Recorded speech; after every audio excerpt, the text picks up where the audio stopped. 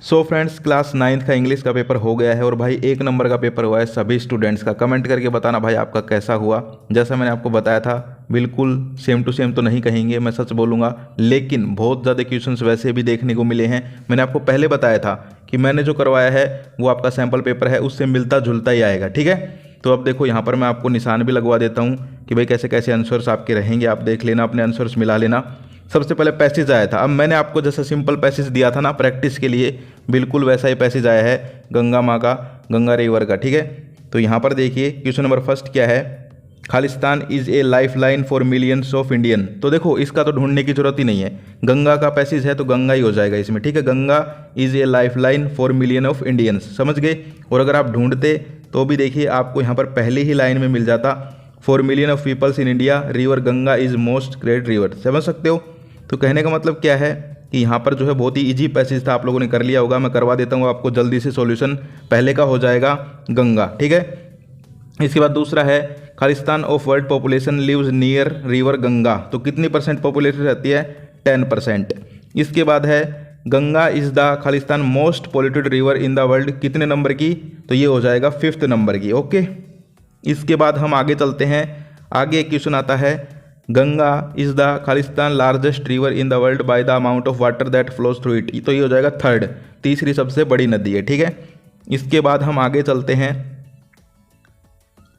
Most people in India consider the Ganga as. तो गंगा को सब क्या बोलते हैं, मदर, माँ बोलते हैं ना भाई, गंगा माँ। सब आजकल देखो नहाने के लिए भी जा रहे हैं, कुंभ में लोग स्नान करने के लिए, तो गंगा माँ बोलते हैं, यानी कि एक देवी के रूप में पूजते हैं। तो एज ए मदर या फिर एज ए गोडेस। ठीक है, इसके अलावा दूसरा है, अगला है the government of India has started a program named. तो नमामि गंगे प्रोग्राम। ठीक है, नमामि गंगे प्रोग्राम ये शुरू किया गया था अभी आपकी गंगा नदी को साफ करने के लिए। इसके बाद है अगला, what are the main pillars of Namami Gange programme. तो इसके मेन पिलर क्या है, एक तो वाटर ट्रीटमेंट, यानी कि वहाँ पर वाटर का ट्रीटमेंट होता है, और दूसरा जो है रिवर को क्लीन किया जाता है। ठीक है, यानी कि रिवर क्लीनिंग। अगला है, for what purpose is the Ganga water use. तो गंगा का पर्पज किसके लिए यूज़ होता है, वाटर किस पर्पज के लिए, एक तो सिंचाई के लिए यानी इरिगेशन, और ट्रांसपोर्टेशन और फिशिंग यानी कि मछली पालन के लिए। ठीक है, मछली के लिए। इसके अलावा अगला है, name 2 pollutants that make river Ganga were dirty. तो क्या क्या आपको गंगा को, रिवर को डर्टी कर देते हैं। एक तो इंडस्ट्री का वेस्ट जो आता है ना, ये बड़ी बड़ी जो हमारी फैक्ट्रियाँ हैं, इनसे गंदा पानी निकलता है, एक तो वो। दूसरा जो है अर्बन वेस्ट यानी कि कचरा जो आता है वो। इसके अलावा अगला है, विच 2 purpose will served by the Namami Gange programme. तो ये एक तो पॉल्यूशन का ख़त्म करना था गंगा नदी का, और दूसरा पानी को जो है साफ करके गंगा नदी को बचाना। तो reduce pollution and revive Ganga river. Okay, इसके बाद अगला जो पैसेज था वो भी इजी आया था, अरावली की जो पहाड़ियाँ हैं उनके बारे में क्वेश्चन था। ठीक है, पैसेज था आपका। अब देखो ये भी मैं सोल्व करवा देता हूँ भाई, इजी इजी आए थे, आप लोगों ने कर दिया होगा, मुझे विश्वास है भाई, इतना तो आपको आता है। फर्स्ट है, वहन was mining bands across Faridabad Gurgaon Mewat district in Haryana. किस कौन कौन इन डिस्ट्रिक्ट से है, कमेंट करके बताना अपने अपने डिस्ट्रिक्ट का नाम। फरीदाबाद गुड़गांव मेवात में कब जो है माइनिंग को बैन किया गया। तो यहाँ पर देखिए ये किया गया था मई 2009 के अंदर, यानी कि ऑप्शन सी हो जाएगा। इसके बाद अगला जो क्वेश्चन है वो आप लोग देखिए, अगला क्वेश्चन है, how was the ecological damage across 15 district of Rajasthan to be ascend.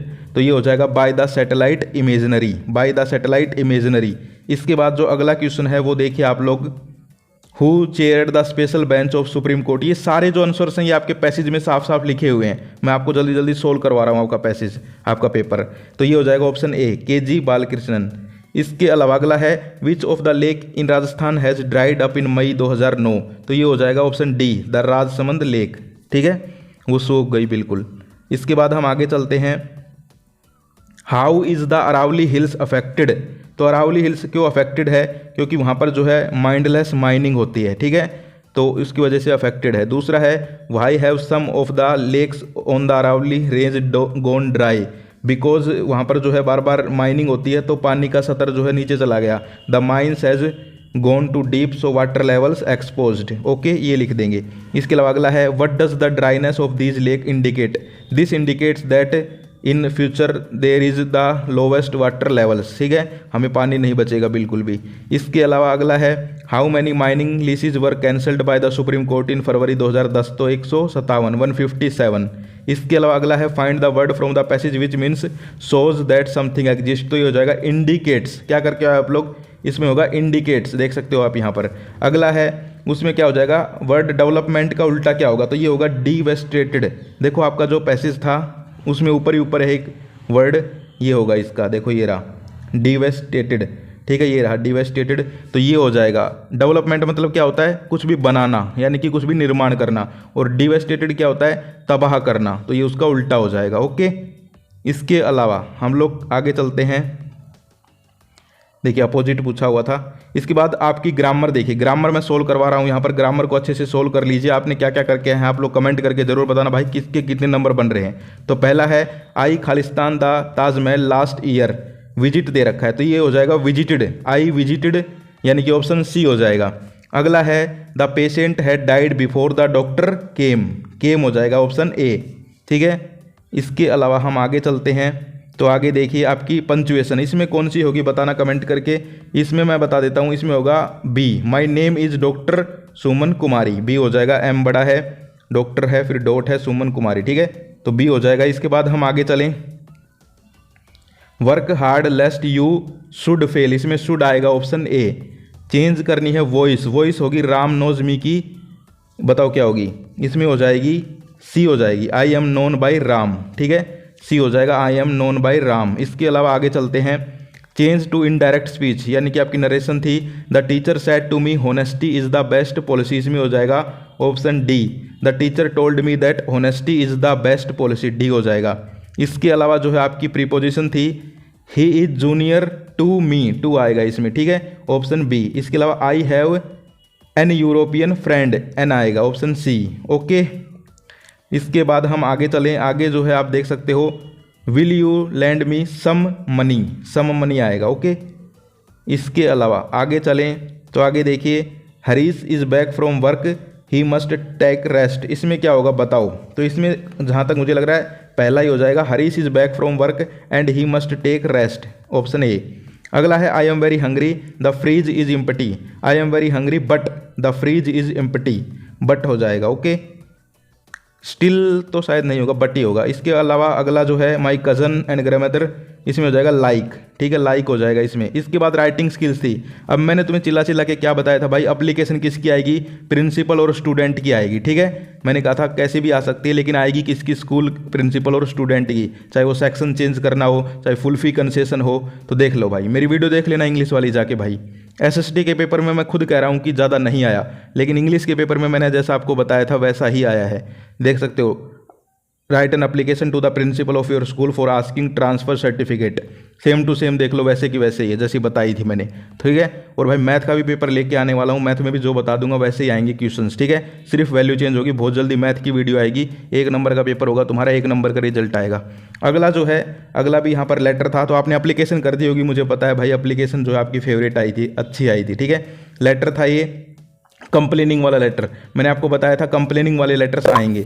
इसके अलावा आपके जो है नोटिस देख लीजिए, ठीक है, नोटिस स्कूल का मैंने कहा था स्कूल में कोई फंक्शन होगा तो देख सकते हो, draft notice inviting student for the name of various organised on the annual sports day, तो एनुअल स्पोर्ट्स डे था, स्कूल में फंक्शन था, उसके लिए नोटिस आया था। इसके अलावा जो है मैंने आपको बताया था कि यहाँ पर एडवर्टाइजमेंट भी आएगा, तो देख लिया एडवर्टाइजमेंट भी है। इसके अलावा फिर टेक्सचुअल यानी कि आपकी जो है बुक्स की बात आ गई, तो पहला यहाँ पर पैसेज देखिए, I did not jump I did not tremble, तो ये जो है किस चैप्टर से है आपको ये बताना था और इसके बारे में बताना था, ठीक है। तो देखते हैं यहाँ पर, name the chapter and it's writer, तो ये स्नेक वाला चैप्टर था, स्नेक एंड द मिरर, और इसके वो राइटर कौन थे, बेसर नाम था कुछ, BASSER ऐसे, ठीक है, पूरा नाम मुझे याद नहीं है, आप लोग कमेंट करके बताना, ठीक है। Why did the author not jump tremble and cry, because no time to react, उनके पास टाइम नहीं था रिएक्ट करने का।